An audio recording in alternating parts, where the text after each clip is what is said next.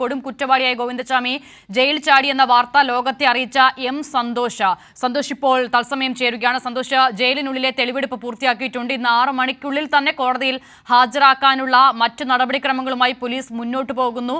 Kannur central ജയിലിൽ നിന്നും മാറ്റേണ്ടതുണ്ട്. ഇനിയുള്ള നടപടികൾ അതൊക്കെ എങ്ങനെയാണ് സന്തോഷ്?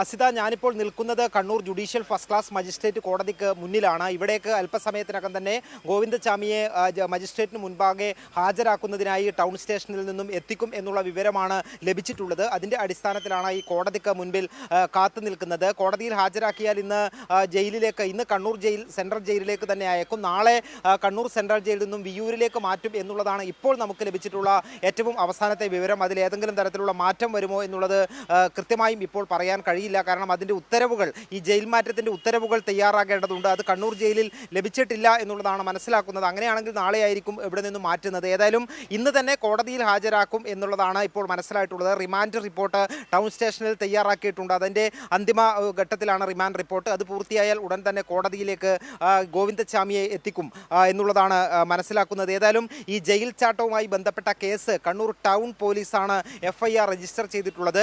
ആ കേസിൻ്റെ ഭാഗമായിട്ടുള്ള നടപടിക്രമങ്ങളിലൂടെയാണ് ഇപ്പോൾ കടന്നു പോകുന്നത്. പ്രതിയെ പിടികൂടിയ ഉടൻ തന്നെ ആദ്യഘട്ടത്തിൽ കണ്ണൂരിലെ പോലീസ് ട്രെയിനിങ് സെന്ററിൽ എത്തിച്ച് അവിടെ നിന്ന് ചോദ്യം ചെയ്തു. അതിനുശേഷം മെഡിക്കലിന് ഹാജരാക്കാനായി പിന്നീട് കണ്ണൂർ ജില്ലാ ആശുപത്രിയിൽ കൊണ്ടുപോയി. മെഡിക്കൽ പൂർത്തിയാക്കിയതിനു ശേഷം കണ്ണൂർ ടൗൺ പോലീസിലെ ഇൻറ്ററോഗേഷൻ റൂമിൽ എത്തിച്ച് വീണ്ടും ചോദ്യം ചെയ്തു. അതിനുശേഷം കണ്ണൂർ ജില്ലാ ക്രൈംബ്രാഞ്ച് ഓഫീസിലെത്തിച്ച് അവിടെ നിന്നും ചോദ്യം ചെയ്യൽ തുടരുകയായിരുന്നു. അങ്ങനെ 3 ഘട്ടങ്ങളിലായി പ്രതിയെ ഗോവിന്ദച്ചാമിയെ പോലീസ് ചോദ്യം ചെയ്തിട്ടുണ്ട്. ആ ചോദ്യം ചെയ്യൽ പൂർത്തിയാക്കിയതിനു ശേഷം അറസ്റ്റ് രേഖപ്പെടുത്തിയതിന് പിന്നാലെ കണ്ണൂർ സെൻട്രൽ ജയിലിൽ എത്തിച്ച് ഗോവിന്ദച്ചാമിയെ തെളിവെടുത്തു. ഈ സെല്ലിനടുത്ത് കൊണ്ടുപോയി എങ്ങനെയാണ് സെല്ല് മുറിച്ച് പുറത്തു കടന്നത് എന്നുള്ള കാര്യം ഗോവിന്ദച്ചാമി പോലീസിന് വിശദീകരിച്ചു കൊടുത്തു. അതിനുശേഷം ഈ ജയിലിൻ്റെ 10ാം നമ്പർ ബ്ലോക്കിലുള്ള ആദ്യത്തെ ചെറിയ മതിലും അതും ചാടിക്കടക്കുന്നതിൻ്റെ എങ്ങനെയാണ് കടന്നതെന്നും അതിനുശേഷം ഈ ചെടികൾക്ക് വെള്ളം നനക്കാനും മറ്റും വച്ചിട്ടുള്ള വീപ്പ ഉപയോഗിച്ച് പ്രധാന മതിലിലേക്ക് ചാടിക്കടക്കുന്നതിൻ്റെയും എല്ലാം തന്നെ വിവരങ്ങൾ വളരെ കൃത്യമായി തന്നെ ഗോവിന്ദച്ചാമി പോലീസിനോട് ഈ തെളിവെടുപ്പിൻ്റെ സമയത്ത് വിശദീകരിച്ച് നൽകിയിട്ടുണ്ട്. അവിടെ നിന്നും ജയിലിൽ നിന്നും തെളിവെടുപ്പ് പൂർത്തിയാക്കിയതിന് ശേഷമാണ് ഗോവിന്ദച്ചാമിയെ ഇപ്പോൾ വീണ്ടും കണ്ണൂർ ടൗൺ സ്റ്റേഷനിലേക്ക് കൊണ്ടുപോയിരിക്കുന്നത്. അവിടെയുള്ള റിമാൻഡ് റിപ്പോർട്ടിൻ്റെ എഴുതി കഴിഞ്ഞാൽ ഉടൻ തന്നെ കോടതിയിലേക്ക് ഹാജരാക്കും. അതിനായി കോടതിക്ക് മുന്നിലാണ് ഇപ്പോൾ കാത്തു നിൽക്കുന്നത്. ഏതായാലും ഗോവിന്ദച്ചാമിയെ ഈ ജയിൽ ചാടി മണിക്കൂറുകൾക്ക് അകം കേരളം ആശങ്കയിലായ മണിക്കൂറുകളായിരുന്നു. ആ മണിക്കൂറുകൾ ഏതാണ്ട് 6 മണിക്കൂറിനകം തന്നെ പോലീസിന് ഗോവിന്ദച്ചാമിയെ പിടികൂടി വീണ്ടും അഴിക്കുള്ളിലാക്കാൻ കഴിഞ്ഞു എന്നുള്ളത് വളരെ അഭിമാനകരമായിട്ടുള്ള നേട്ടം തന്നെയാണ്.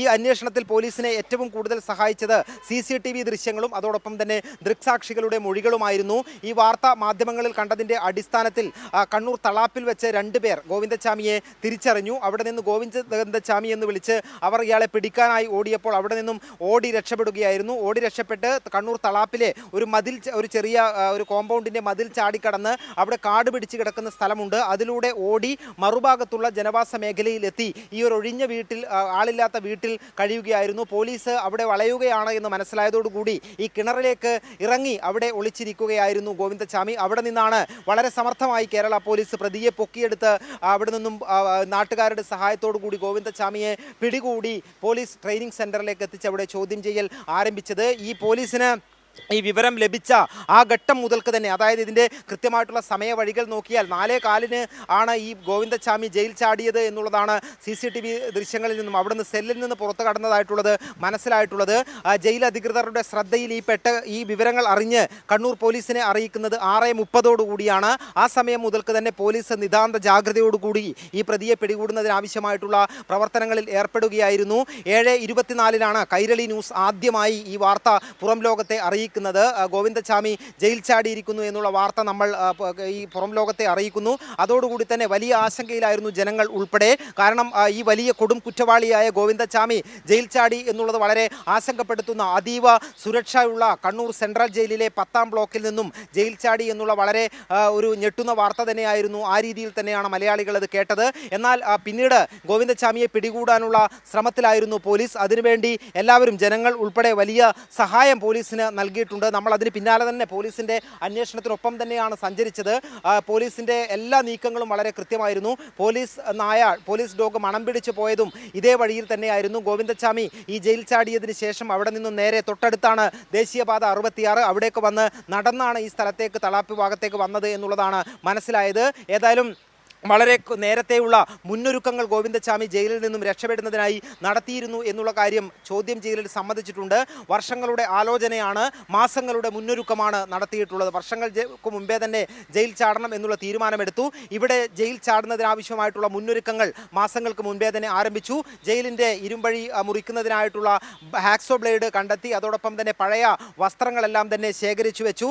വളരെ നല്ല കുട്ടിയായി ജയിൽ ഉദ്യോഗസ്ഥർക്ക് മുൻപാകെ പെരുമാറി. കാരണം ഒരു തരത്തിലുള്ള സംശയവും വരാതിരിക്കാനായിരുന്നു അത്തരത്തിലുള്ള ഒരു നീക്കം ഗോവിന്ദച്ചാമിയുടെ ഭാഗത്ത് നിന്ന് ഉണ്ടായത്.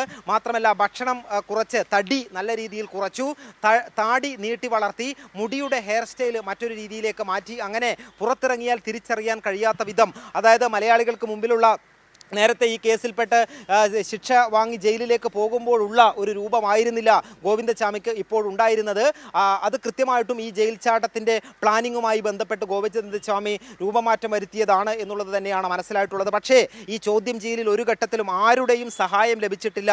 ഒറ്റക്കാണ് ഈ ഓപ്പറേഷൻ നടത്തിയത് എന്നാണ് ഗോവിന്ദച്ചാമി പോലീസിനോട് പറഞ്ഞിട്ടുള്ളത്. എല്ലാം നടത്തിയത് ഒറ്റക്കാണ്. ആരുടെയും സഹായം ജയിലിനകത്ത് നിന്നോ പുറത്തു നിന്നോ ലഭിച്ചിട്ടില്ല എന്നാണ് ഗോവിന്ദച്ചാമി ഇതുവരെയും പറഞ്ഞിട്ടുള്ളത്. പോലീസ് അത് പൂർണ്ണമായും വിശ്വാസത്തിൽ എടുത്തിട്ടില്ല. ഇനി അന്വേഷണത്തിന്റെ ഭാഗമായി വീണ്ടും ചോദ്യം ചെയ്യലും മറ്റു കാര്യങ്ങളും എല്ലാം തന്നെ ഉണ്ടാകും. ഏതായാലും ജയിൽ വകുപ്പും ഇതുമായി ബന്ധപ്പെട്ട അന്വേഷണം ആരംഭിച്ചിട്ടുണ്ട്. അതോടൊപ്പം തന്നെ പോലീസും ഈ കാര്യത്തിൽ ഇതിൻ്റെ ചുരുളഴിക്കാനുള്ള വലിയ ശ്രമത്തിൽ തന്നെയാണ് ഉള്ളത്. ഇതിൻ്റെ ഭാഗമായിട്ട് ജയിലിൽ ഉണ്ടായിട്ടുള്ള വീഴ്ചകളെ സംബന്ധിച്ച വകുപ്പ് തല പരിശോധന ആ ഭാഗത്ത് നടത്തുന്നുണ്ട്.